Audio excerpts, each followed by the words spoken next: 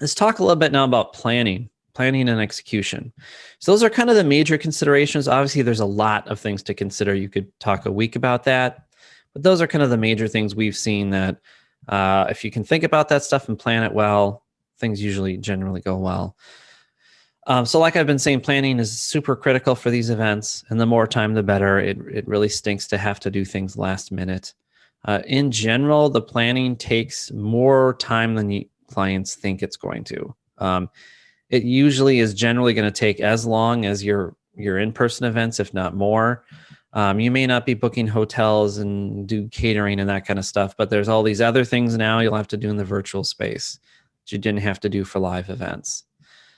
So usually, when clients haven't done one before, they're very nervous. It takes a lot more planning with someone's brand new to virtual events. As a little more hand holding. So, but once you get into a rhythm of it, and we do have a lot of clients now producing regularly, either quarterly, annually, or mini events throughout the year. Once you get into a rhythm, and if you follow the same planning and execution procedures, it's pretty smooth. Some platforms that you could consider, and choosing the platform is a pretty important thing. And before COVID, there wasn't a ton of super polished sort of virtual event complete platforms. It wasn't as big of a deal. There still were virtual events years ago, but now obviously it's really in the forefront. So these are some platforms here, kind of left to right, is Cisco WebEx, Zoom, which I'm sure familiar with, and we're on Zoom right now, Skype, and Microsoft Teams. These are some platforms that you may consider. The first thing I always tell clients is, consider what you already have. If you're already paying for Zoom, or you're already paying for Skype or WebEx or something, look at that. Can that help you with your virtual event? So just look at what you have. What are you familiar with? Because that, of course, will make things easy if you're already familiar with whatever it is, right? Consider the cost and the features and stuff like that carefully too. Some platforms can kind of nickel and dime you to death, like Zoom, it's basically sort of free, but then you have to end your meeting in 40 minutes, or, even on the paid plan, there's only so many attendees you can have. Then you have to pay more to have more attendees. So there's research the costs, because the costs, depending upon your event, can actually get quite large. They can grow quickly. Consider accessibility too. And I mentioned that before. Make sure your audience is going to be able to function well and use the platform, well, that you're going to use. And many times platforms are blended too. And so these are just a few. Another kind of option is really just a custom web approach, where so for a lot of conferences that have been canceled, they kind of have been just collecting content and doing that in sort of a web space. For the Minnesota Corn Association, we did sort of the big sort of agriculture conference had to be canceled. So we did a virtual booth for them. We have their 4 different areas: research, policy, ethanol, engagement. You can click on them, and there's a person there talking about that subject. So it's kind of this virtual booth. And then we also have some complete systems too. We help integrate sometimes. We have something called Lifter LMS, which is a learning management system that's very popular for sort of industry specific events. You may have sort of continuing education or other things you need to do. And there's now coming out a lot of third-party web tools. Hopefully your site is in something like WordPress or something like that, where you can easily add plugins and other things. There's plugins to help you use YouTube and Vimeo and other streaming things on your website too. The thing that's kind of nice about the web approach is you can have sort of one single destination for all the content. You can have your donation buttons there, all that kind of stuff. You could have a little box for commenting and chat and things like that. So we do a lot of that.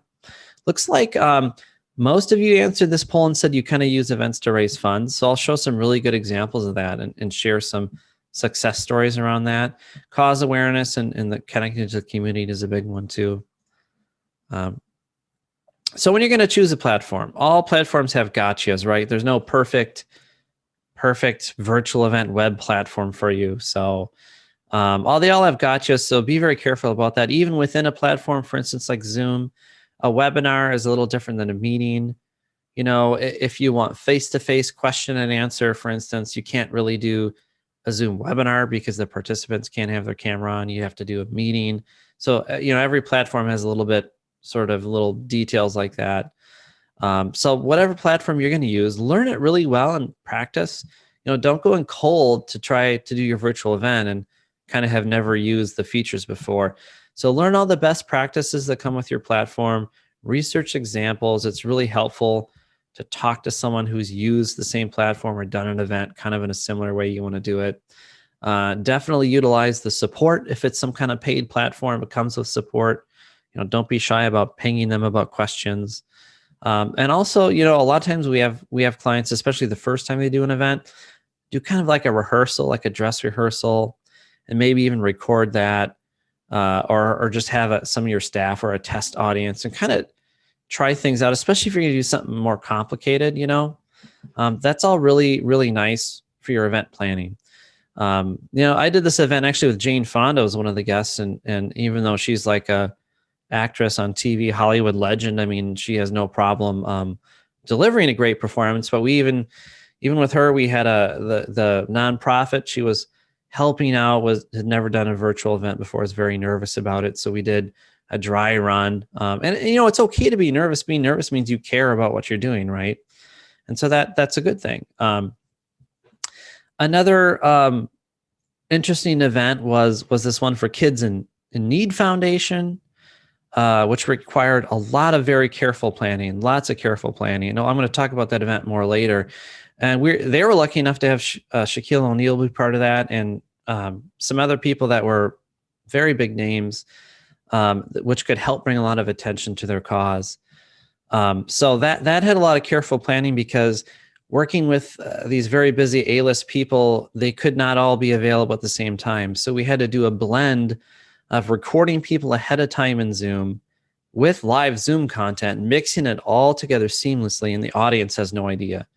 To the audience, they just assume everyone is coming to this event live, even though I actually interviewed and recorded Shaquille O'Neal ahead of time. But for the event, I wasn't the one asking the questions. So we created this seamless back and forth, which is pretty cool. Sometimes we'll have to use stand-ins for different participants when we record things ahead of time. And that's kind of another cool planning step you can do that helps with that. Post-event actions. I talked about planning. What do you do when your event's over? Continue to engage the interested attendees for sure. And hopefully, whatever platform you're using, you can kind of see who is really engaged. You know, capture that list of who asked a question, who filled out a poll, who did whatever, who was in the chat, and take those highly engaged attendees and, you know, follow up with, do you want to do a donation? Do you want to volunteer? Whatever it is, the actions you want people to take. Consider, of course, leaving on-demand content up and reusing content to drive your actions. You will typically, hopefully, you know, if your event goes well, you're going to get momentum from that event. You're going to get more interest in your cause, what you're doing, maybe some new donors. So really capitalize on that momentum, keep it going. And then many clients now have decided, you know, they're going to keep the virtual stuff as a permanent fixture too. And there's sort of range of events. You know, the galas and stuff, they're going to want to get back in person. They're going to have the dinner and the wine and the auction and see the items. And, you know, the galas will probably return and not be so virtual maybe years from now. But whatever worked in the virtual event, you know, maybe try to replicate that and keep that momentum going. So it's very careful, or it's very important to build a team, carefully build a team around what you're going to do. What we have found is clients come up with awesome ideas for their events. They have really good ideas for what they want to do, but it just ends up being too much work for the staff that they have, and staff end up having to do too many things. And for an event to go really, really smoothly, you know, you don't want to overload the different staff members on what they want to do. So, you know, designate certain roles so people don't get overwhelmed. Maybe you have one person they're the designated scheduler to schedule people and get the video shoots going or the pre-recorded stuff. Maybe you have someone who's going to be dedicated to helping work with that donation platform. So when your event's going, everything's going smoothly, people can donate or bid on items or whatever. And of course, it really, really helps to have a partner. If you can work with a virtual event producer who's got a good track record, and you can go see their events and see they're successful at it. That, of course, is ideal if you can work with a partner. And what really helps for some of these events is having a great host or like a great MC, especially for galas or panel discussions or all these other things. Having a really good like host MC that can kind of bring energy to the online event. It's kind of hard over Zoom, right, or whatever, YouTube streaming, to really convey that energy. But a really good host can actually make a big difference, kind of bring charisma to it. So this is just a fun example. This is like sort of my, this is where I'm sitting right now, but this is kind of my virtual event battle center where I kind of direct and produce virtual events from my home. So you can see there's a lot to pay attention to when a virtual event is running. So this is a screenshot. This is Justice Allen Page talking on this panel about the achievement gap for Kids in Need Foundation, is being interviewed by an awesome host, the host for this event, Aditi, who is great. So we even split up sort of director duties. We had the streaming content director. That was me. I could have directed the event, but then we also had a director just for Zoom, as we brought everyone together through Zoom to show them during this virtual event and have the live content portion done through Zoom. We had different time windows that where people were joining and leaving and coming into Zoom. They had people like legislators and people with very limited time in this event. So they had to stand in, waiting to test sound, do a little sound check, and then they would come on. So it's fairly complicated. So here you can see I am on my really big wide screen. I'm monitoring all the content, everything. That's what happens. I have my script there, and I'm monitoring the YouTube stream and using OBS to manage the different scenes and transitions in our event. But then a very important thing, I also have another computer watching the actual event on YouTube as it happens. And there's a little bit of a delay. They're not totally in sync. This is very important, though, for complicated virtual events. You not only want to monitor kind of the content coming in and what's happening, but monitor what the audience sees itself, because I've seen this many times where the virtual event producer, everything looks fine on their computer, but in the actual platform like YouTube or wherever it is, maybe there's a weird echo on the sound or something. Different things can happen. So you don't want to monitor just what's coming in. You want to monitor what the audience is seeing too. This was a really cool one that was done in our makeshift studio. It was a live concert with this group called the OK Factor. This had a lot of planning going into it because we had very complicated sound setup. Of course, it's a concert. It needs to sound really good. So we actually did a small rehearsal, a sound check. We checked the picture to make sure it looked great. And we were going to stream incredibly high quality sounds. We even did a test recording and a test stream. And so we were able to throw this actual makeshift studio together. It looked really cool. It was a holiday concert. And this space actually now is going to become our dedicated live streaming studio, where we can do more complicated events for people. They even had a live audience too, which isn't in this picture, but for the data for the events, they had a quote unquote live audience. They had a very large screen where they could see the audience too, which is very cool. So for certain things like performances, or if you want high levels of interaction, it helps to have the participants be able to see the audience too. We had sort of a dedicated sound guy for this to help set up this very professional sound. So that was a very fun event. So documentation, documenting and planning out your event is very important. And if you've done in-person events, with most of you probably have, you're probably familiar with kind of the run of show script. It's kind of, at this time, this happens, this person comes up and talks, then this person, the executive director introduces whatever. We do something similar than a run of show, but it's actually a lot more detailed. We call it an event script, and it's not necessarily like every line someone's going to say, although sometimes if it's pre-recorded or there is an actual script that they read from a teleprompter, there will be a script, of course, with actually every word. But usually what we mean by script is just a minute by minute, a breakdown, and I'll show you one, but this breakdown of everything that should be on the screen.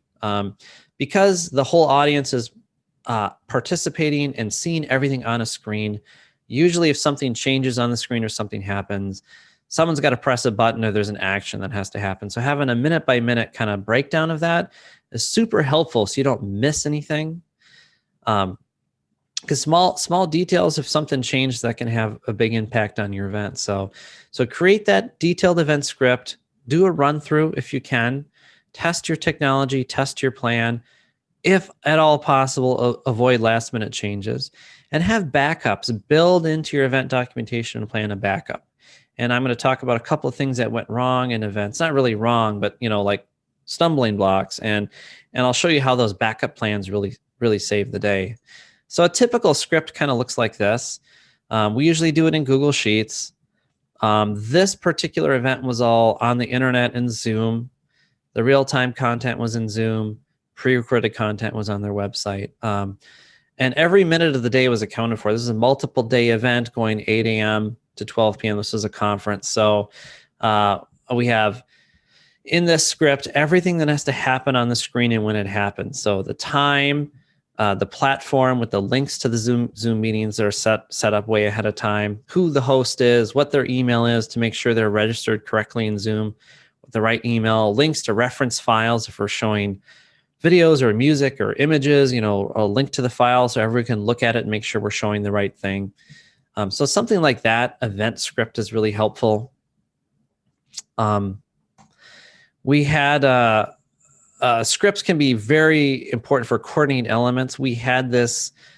This is a screenshot from that Emma Norton event where most of it was pre-recorded in our studio ahead of time.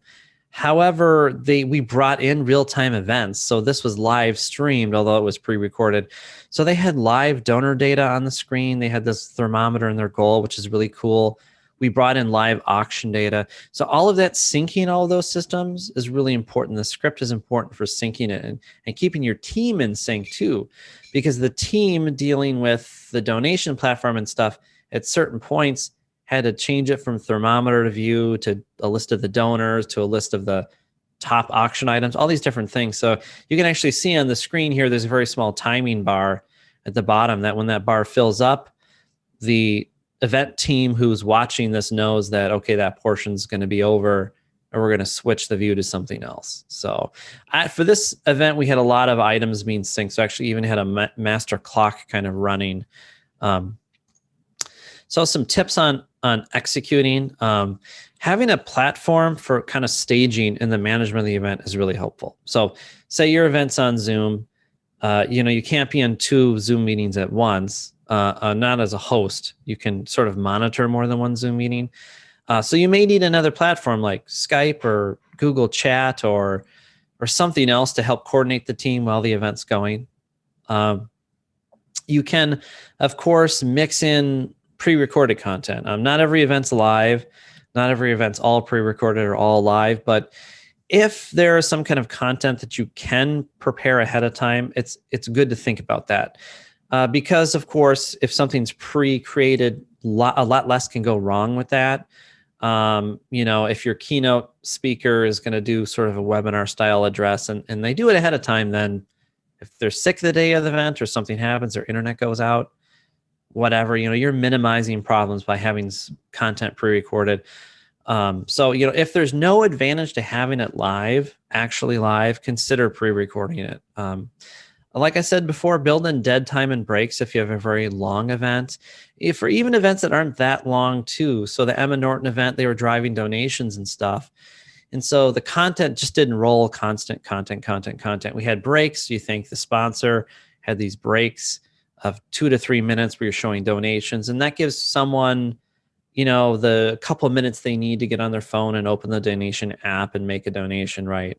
And they can see their name on the screen maybe. So build in the time to do that. Build in backups too, like I was talking about backups. So for the Emma Norton event, they were going to have this live music thing, and it ended up being that the artist couldn't make it. So the backup plan was the host, kind of the MC, had created this music video with her husband a few months earlier or something. And so we were able to play that. And that connected well with the event because you're seeing, one of the same people. That was a good one. Another thing we often do for complicated live streaming setups is we will have what we call a BRB screen or a Be Right Back screen, which may have the logo and some music or a message or something like that. So let's say we're waiting for a guest. The next guest is supposed to come on and they haven't connected yet to Zoom or there's some issue. We always have this BRB screen we can flip on just so there's no dead time. There's no like deer in the headlights kind of moments. You always have that backup.